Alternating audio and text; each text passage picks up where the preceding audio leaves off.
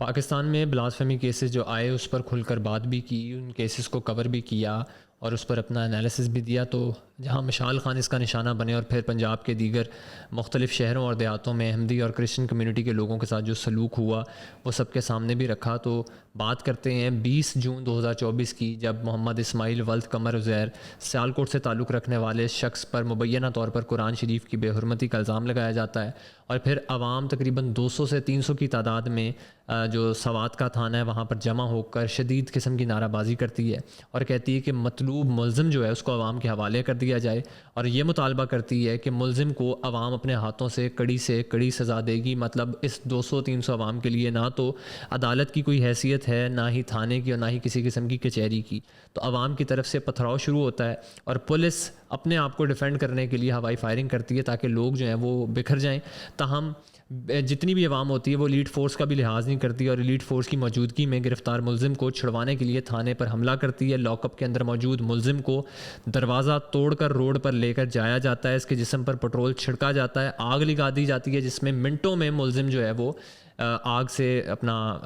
موت کے منہ میں چلا جاتا ہے. اور اس سب کے بعد عید کی چھٹیاں منانے شخص سوات آتا ہے اور پھر اس شخص کے ارد گرد جتنے لوگ ہوتے ہیں ان میں سے کسی کو بھی اصل بات کا پتہ نہیں ہوتا کہ بات ہے کیا، مگر وہاں موجود لوگ ویڈیوز اور تصویریں بنانے میں مگن ہوتے ہیں. تو اسی طرح بات کرتے ہیں مارچ 2022 کی، جب کھیلوں کا سامان تیار کرنے والے شہر سیالکوٹ میں بھی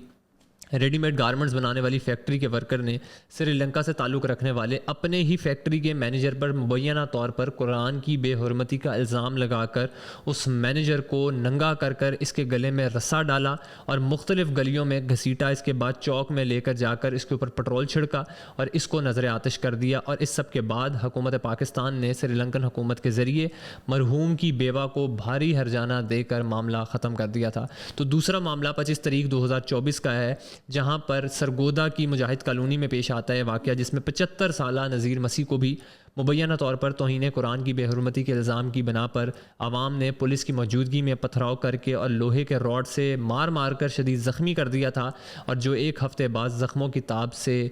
جو ہے وہ تکلیف میں وہ خالق حقیقی سے جا ملا. اس سب کے بعد پنجاب پولیس نے جو اقدام قتل اور سرکار میں مداخلت، نذیر مسیح کی فیکٹری آگ لگانے سمیت دہشت گردی کی مختلف دفعات لگا کر تقریباً 45 ملزمان کو گرفتار کیا. تاہم جتنے گرفتار ملزم تھے ان کو سرگودا کی دہشت گردی عدالت میں پیش کیا گیا اور 2 ہفتوں بعد ان کو ضمانت پر رہا کر دیا گیا. تو وادی سوات پہلے بھی دہشت گردوں کی وجہ سے سیاحت کے لیے بند تھی. ماضی میں پاکستان میں مذہب کے نام پر اپنے مخالفین سے انتقام لینے اور اقلیتوں خصوصاً کرسچن کمیونٹی کی اگر بات کریں تو ان کو جیلوں میں ٹھوسا جاتا ہے، مگر 5 سے 10 سالوں کے درمیان میں ہائی کورٹ یا سپریم کورٹ سے ضمانت لینے کے بعد ملزمان جو ہیں وہ روپوشی کی زندگی گزارنے پر مجبور ہیں. تاہم پاکستان ایک ایسی مذہبی سیاسی پارٹی کی جانب سے جو ہے وہ موجود ہے. پاکستان میں ایک سیاسی پارٹی جو گزشتہ چند سالوں سے عوام کو تیش دلاتی ہے، اشتعال دلاتی ہے اور موقع پر قتل کرنے کا جو سلسلہ شروع ہوا ہے جو اب مزید پھیلتا جا رہا ہے. اگر حکومت یا اپوزیشن نے ابھی بھی خاموشی اختیار کی